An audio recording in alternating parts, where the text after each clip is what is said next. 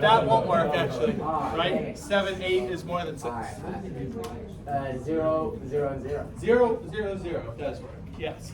Sadly, the p-value for 0, 0, 0 is going to be what? I don't know. 0. You do. It's going to be 0, and we can get better than that, right? All right, can somebody else give me another XYZ that works and what the p is for that? Beyond? 0, 2, 6. 0, 2, 6. Okay, what is the p for that? 22? Okay. All right. Can some other people give me some more ones that work? I know we're concerned with the biggest. You don't have to keep trying to top the last one, because if we think 22 is going to be the biggest, if we can get more that are all less than 22, then that's just giving more evidence that 22 is the biggest, right? Yeah. Jinwoo? 6 over 7. Let's try it. 7 over 7, 0. Oh, 6 sevenths, and then 67 over 7. 67 over 7? Okay, this is not on my list. And 0? Okay. Does that work? I'm trusting Jinwoo that that works, right? Is it going to work? We're going to get 6, 0, who cares what the y is, right? So that's fine. Are these two okay? I don't think so. No? I don't think so. 6 sevenths. Oh, this might be a problem. That's a lot of sevenths. 120, 134.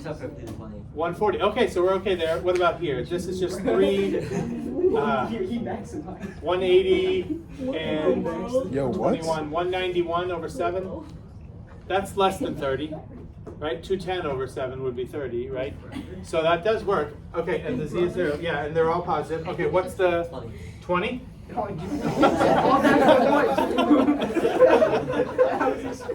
Yeah, that was built up. I thought we were going to get 22.7 or something like that. Okay, we don't have to work that hard for the points, okay? I can tell you I have one on my list that doesn't have all 3 coordinates being integers. Okay, I only have one, and it wasn't that one. Okay. Does anybody else have another point? Anything else that works? I will say, if we're not going to use fractions, I do think we need x to be 0. Does that make sense? Okay, but I have a bunch where x is 0 and y and z are other things. Does anybody else have any of those, like 0 and then 2 more integers? What else works? 0, 1, 1? Okay, I don't have that, but I'm going to trust that it works. Are we okay with it? No objections? And the p here would be 5? Okay. All right, what about 0 something else? 0, 10, 0? I have that one. Did you get 20 for that, man? Yes. Yeah. Okay. Anything else? I have 0, 4, 4. Is that okay? Right, that'll work. What is the p for that one? Also 20. Okay. Can we get one more that works? 0, 3, 5. Okay, I don't have that on my list. Can we verify? 0, 3, 5. Is that okay? Yeah, No? Someone saying? It goes to 29. 4 times 29, so that would be okay. And 6 is fine. And yeah, I think it's fine, right? What is the p here? 20, 15 and 6, 21, right?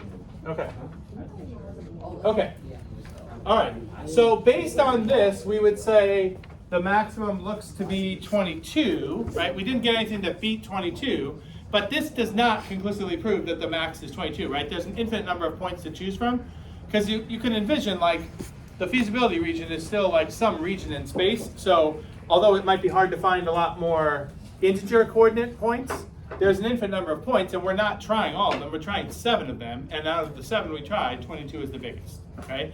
But the simplex method that I'm going to show you today will show you how to find out what the biggest value p could be is out of all the points that work here, okay?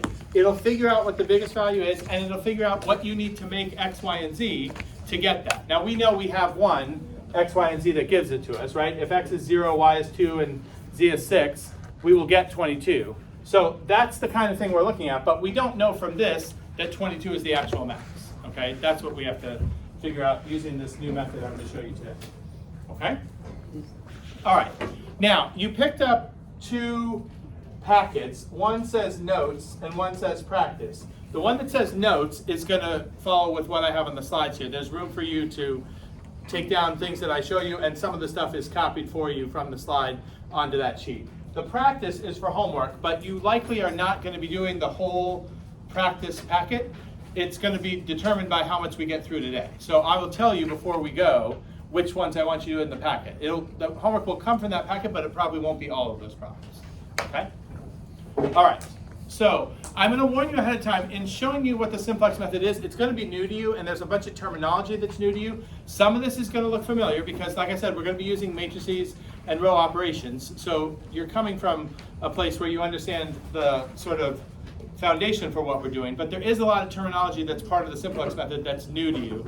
So that's why I left space for you to write some stuff down. You don't have to copy everything on these slides, but there's enough room for you to copy important ideas and what I'm doing as I'm showing you these things. So basically, the simplex method is going to convert the whole problem into a system of equations. What we have right now is not that. We have one equation and we have a bunch of inequalities. So the first step is going to be converting the inequalities into equations, and you do that with this new thing called a slack variable. Okay? So here's what happens. You take each constraint that we had listed in the original problem. So the first one was 7x plus z is less than or equal to 6.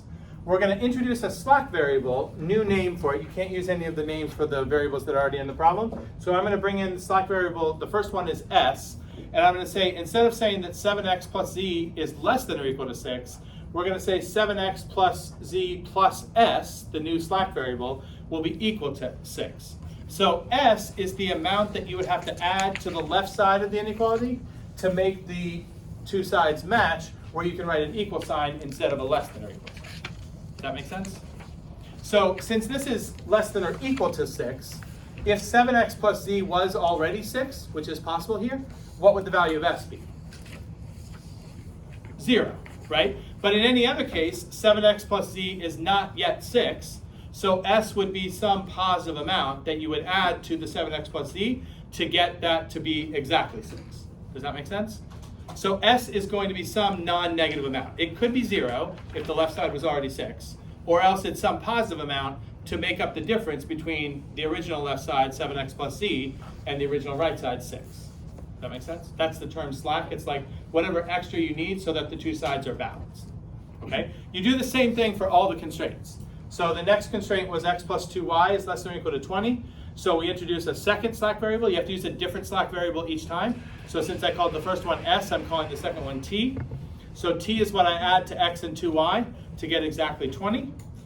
And then for constraint 3, we had 3y plus 4z is less than or equal to 30. So that converts to the equation 3y plus 4z plus u, third slack variable, equals 30.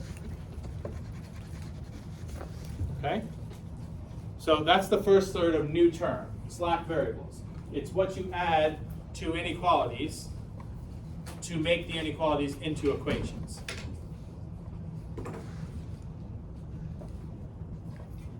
Okay?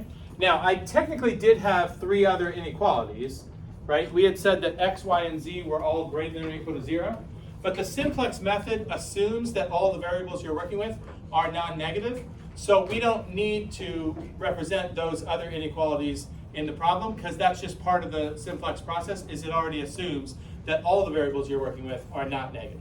So we don't need to account for those inequalities that just say a variable is greater than or equal to 0. That's already assumed. Okay? All right, so now I have the constraints, which were inequalities, have become equations. I have one more equation, which is the objective function, right? P is equal to x plus 2y plus 3z.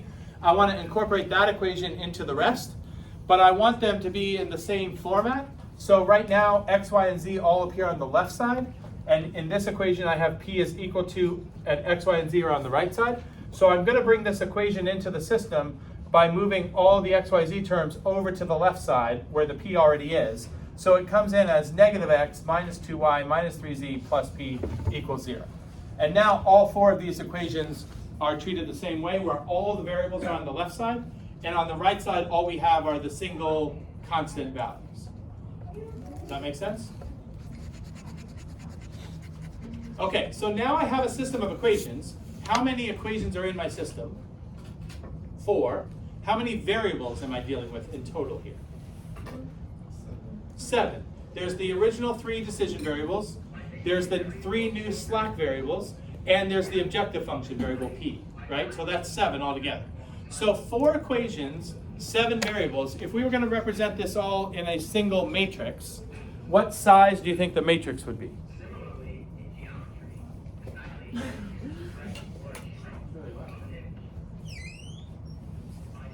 What size matrix do you think I'd be looking at? I have 4 equations, 7 variables. What does that suggest?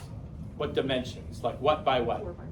4 by 7. Now I'm actually going to make it a 4 by 8 matrix because I'm going to have one more column for the numbers that are on the other side of the equal sign, right? So there would be 7 columns for the 7 variables, one more column for what's on the right side. But see, since I converted all this stuff, there's only going to be a single thing on the right side, right? And 4 equations means 4 rows. Okay, so 4 rows, 8 columns. Okay, I'm going to show the matrix in a slightly different form. You can see that there's like a matrix in there. Think of this, it's called a tableau. That's another new term for you with the simplex method.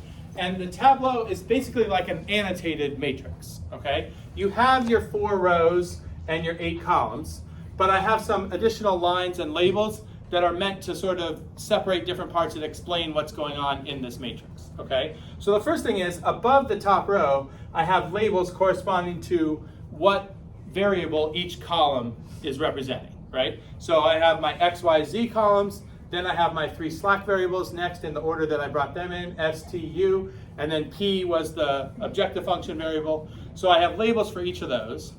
Okay, and this horizontal line is just meant to separate the labels from the rest of the information in the matrix. The vertical line is where what would go if we were actually looking at this as equations still. What would be in the spot where the vertical line is in each row? The equal sign. That's the vertical line is just showing you where the equal sign would be. Okay, because then after that vertical line I have what each equation is equal to. And then I have one more horizontal line here that's separating the constraints. Everything above the line is a constraint, and the thing that's below the line is the objective function. Okay? So that's your tableau.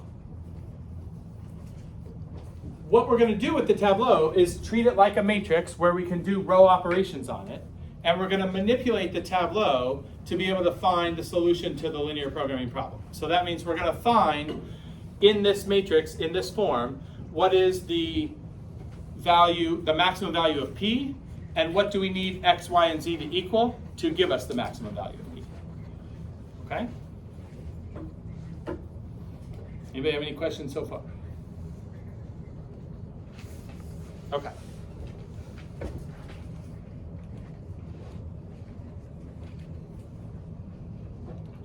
Okay. All right, if you look at the tableau the way we have it now, if you look column by column, some of the columns look like columns you would see in an identity matrix, in that there's only one non-zero element in the column. And actually right now, it looks exactly like the identity matrix, right? You have a 1 and then nothing but zeros. Then we have 0, 1, 0, 0, 0, 0, 1, 0, and 0, 0, 0, 1, okay?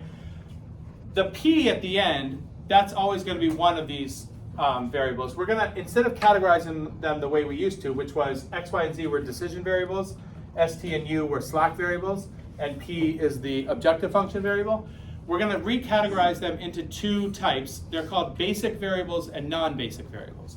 And the basic variables are the ones whose columns look like identity matrix columns. So they only have one non-zero element in there. It's a column that has all zeros except for one number. But where the non-zero element is going to vary from column to column. Okay?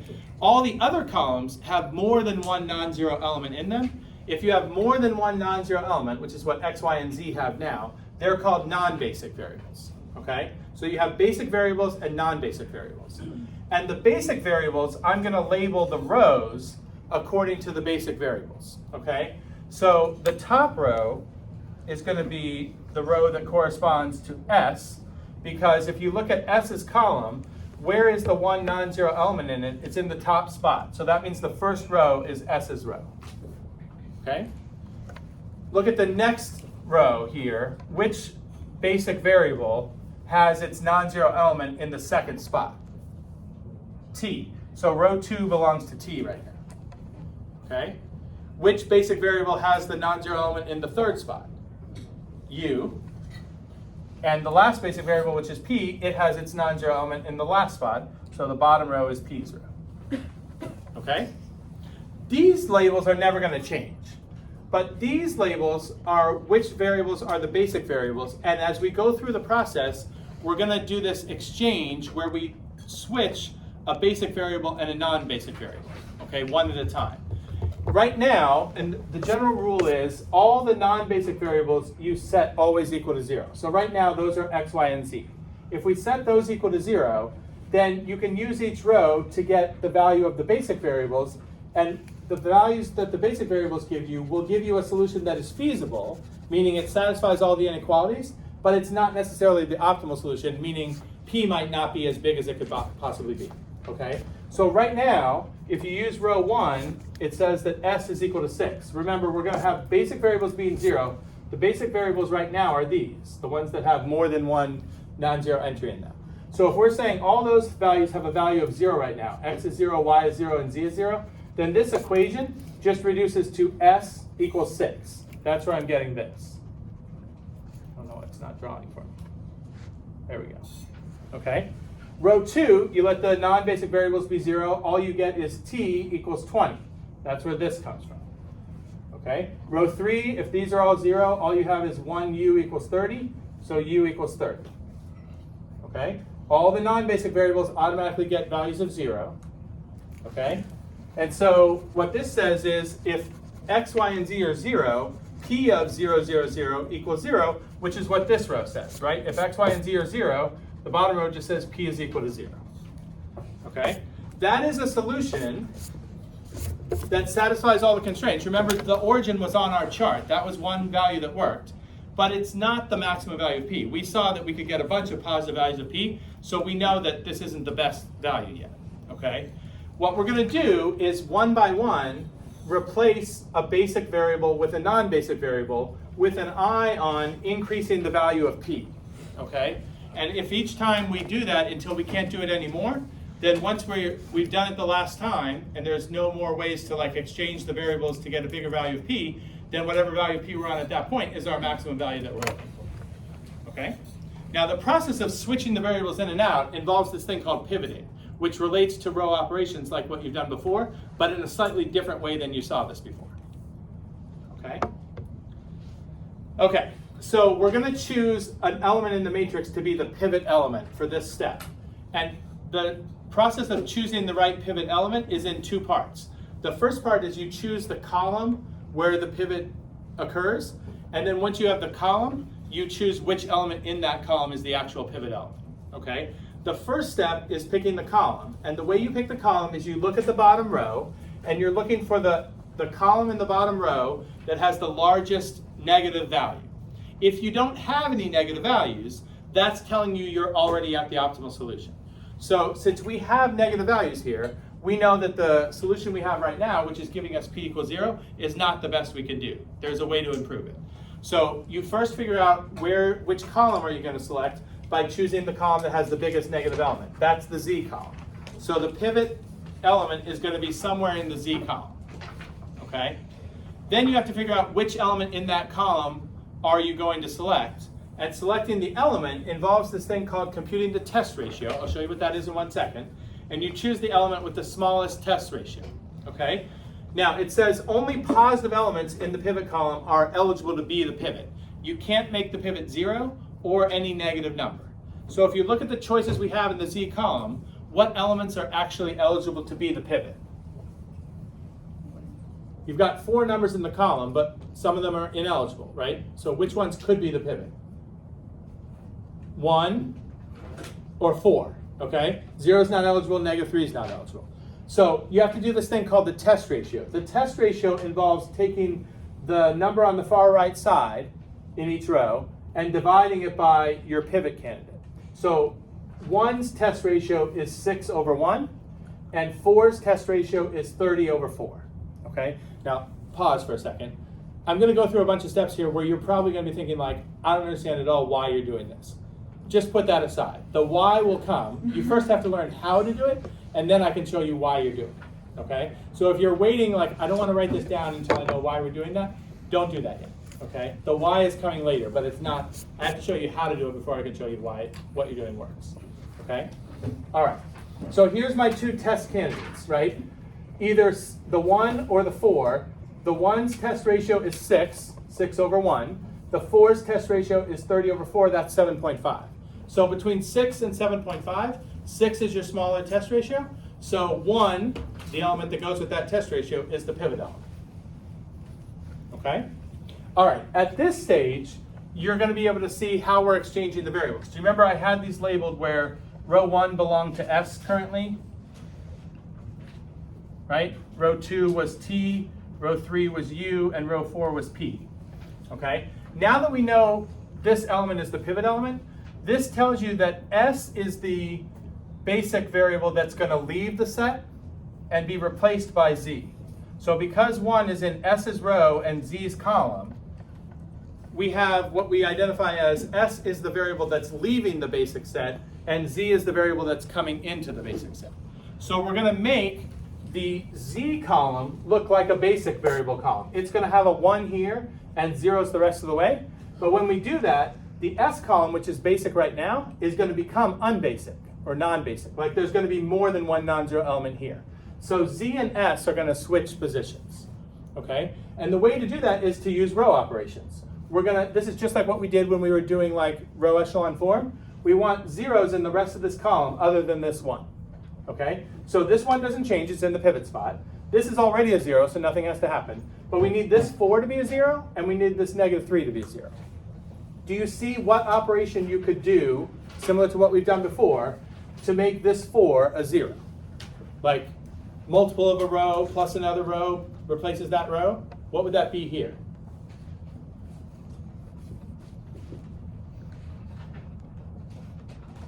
Chance?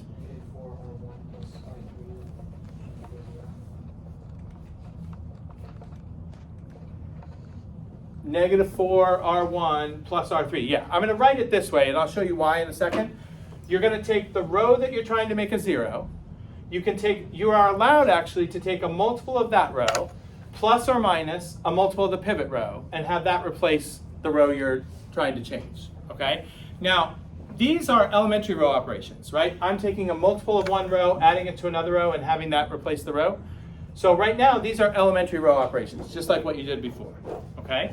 So row 3 minus 4 times row 1 becomes the new row 3. And then you see the same way, we can take row 4, which is a -3 right now, and add 3 row 1s, and that'll make a 0 where the -3 is. So these two operations will change the bottom 2 rows. The top row doesn't change because it's the pivot row. The second row doesn't change because you already have a 0 there. You're just trying to get zeros in the rest of the column other than the pivot element. Everybody follow that so far? Okay. Now, if you follow those two operations, you're going to get this for the new tableau. Top 2 rows are the same. Third row, -28, right? It's -4 of these plus row 3 is the new row 3. So -28 plus 0, 0 plus 3, that stays a 3. -3 plus 4, no, -4 plus 4. That's got to be a 0 by design, right? -4 plus 0 is -4. 0 and 0, that means this is still a 0. 0 plus this 1 stays a 1. These are both 0, so that stays. This is -24 plus 30, that's the 6. Everybody okay there? And then the bottom row changes according to this operation. So you're adding row 4 to 3 times what's in row 1. So -1 plus 21 is this 20.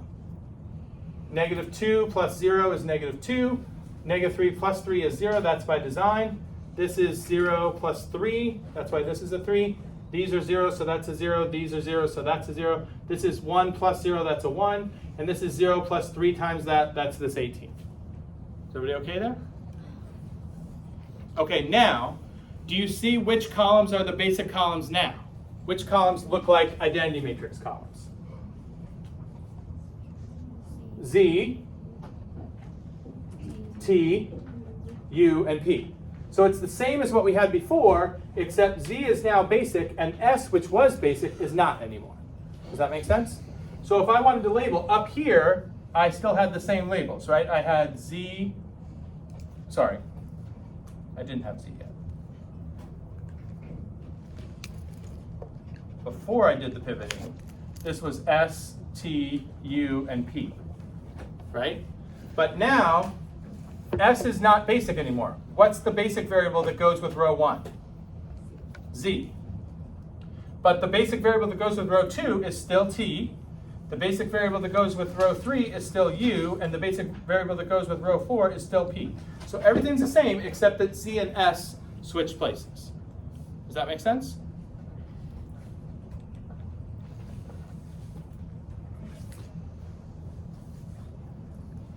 Okay. So now Z is basic, but S is non-basic. What value did we say always all the non-basic variables get automatically? 0. Okay. So now X, Y, and S all get zeros. Okay. But if you make those zeros, then the top row says Z equals 6. Right? The middle row, these are gone. So all you have is T equals 20. The bottom row, these are gone. This is gone. This is just U equals 6. And now the bottom row says P equals, it's 1P equals 18. So P went from 0 to 18. P increased. Okay? That's what we're looking for. Okay? How do we know that we're not yet done? There's still negative. There's still a negative entry in the bottom row. That means you can still do more pivoting and make P better than it is right now. Okay? But in this case, because there's only one negative entry, the only choice for which column the new pivot is going to be is which column? The Y column. Okay, the pivot has to come from the Y column. So here's what we know so far. This is what I showed you before, right? Z is 6, T is 20, U is 6. The non-basic variables always get values of 0. If you use that, that means if we plug the decision variables in, X and Y are non-basic, they're still getting 0. Z got 6, so we're doing P of 0, 0, 6. That's 18.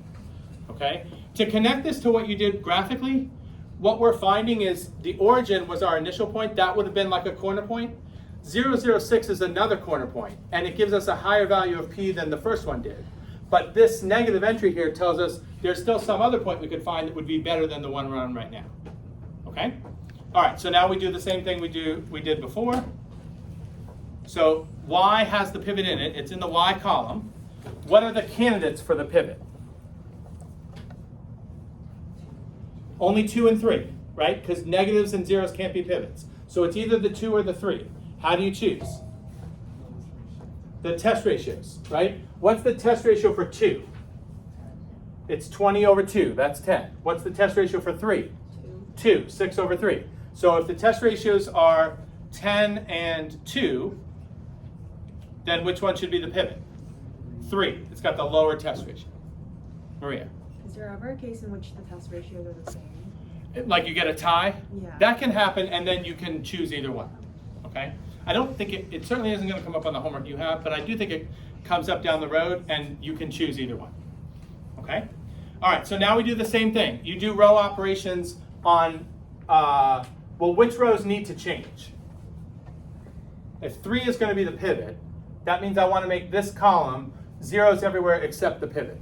So I don't need to change every row, right? Which rows have to change? 2 has to change. 3 doesn't change because the pivot's in there. 4, right? And 1 doesn't change because it's already got a 0. So we only have to do 2 row operations here. Clear? Does the 3 not have to be a 1? No, it doesn't. Okay, so there's no requirement that the pivot be a 1. The only requirement is the pivot has to be the only non-zero element in the column. Okay, so we can keep it a 3. It's better if we do, because if we make it a 1, we bring in fractions. You won't have to have ugly fractions in the simplex method. Okay, and this is the other thing I wanted to show you. The row operations here don't have to be technically elementary row operations. Do you remember with elementary row operations, you could take a multiple of one row and add it to another row and have that replace the row, but you weren't doing multiples of both rows? You're allowed to do multiples of both rows here. And because you're allowed to do that, you don't have to bring in ugly fractions like we did before, okay? So if I want this 2 to be a 0 and the pivot is a 3, do you see I can take 3 times row 2 and subtract 2 times row 3, and that would give me a 0 in the 2 spot, right? So this is the process you should follow every time.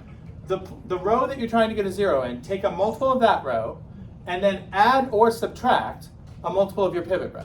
And whether you add or subtract is going to depend on whether the signs in those two rows agree already or are different. Since these agree, I'm going to want to subtract because they have the same sign, right? But down here, since these are different signs, I'm going to add multiples together here. And as long as I add the right multiples, I'll get a 0 there. Does that make sense? So do you see why these two operations will give me a 0 where the -2 is and where the 2 is? Rhea? Couldn't you have just added 2 and 4? Add 2 and 4 to get a 0 in one or the other of those places? Yeah. You could have done that. It will end up lengthening your process later if you don't use the pivot row to get the zeros. It's going to end up like, remember what we said is we're not done until there are no negatives down here. And if you don't use the pivot rows, you can bring in more negatives where then you have to like do more pivoting later. Okay? So you should always follow this process. Take the row you're trying to get the 0 in, take a multiple of that row if you need, add or subtract a multiple of the pivot row. The multiples, hate when I do that. Okay. The multiples of the rows could be 1s, right? You don't necessarily need another integer in front of it all the time. But because you can do multiples of both rows, you should also not need fractions, right? Worst case is you can just use like the number that's already in one row as the multiple of the other row in both cases, right? Sometimes you don't need to go that big, okay? All right, so I want to shorten our time here, so I'll show you what the new tableau is here. This one only has a new row 2 and row 4, right? And what do you notice about the new row 4? No negatives. So this means this should represent our optimal solution, okay? Now, the old tableau had Z, T, U, and P, right? I could have pointed this out before. The fact that the pivot is in the U row and the Y column tells you that U is leaving the basic set and Y is replacing it. Okay, so down here, we should get the same basic variables, except Y should be in U's place.